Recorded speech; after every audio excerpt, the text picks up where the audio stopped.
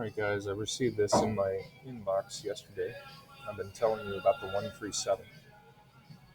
Although it is not thought that he invented the entire system, he is thought to have brought a whole new meaning to numbers.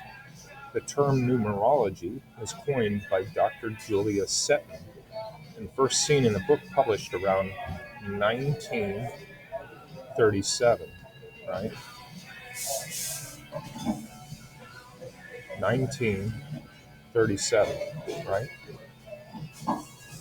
So that's the 137, and any number added to 9 is that number, right? So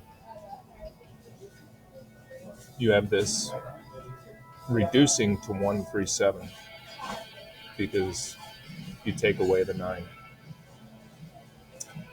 How did I know this? Well, I told you I'm psychic, so I tune in to things. I had never learned about this before today, but I've been telling you 137 was important.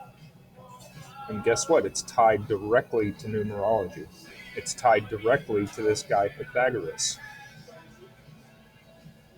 which gave us the 3-4-5 triangle, right? Anyways, blessings.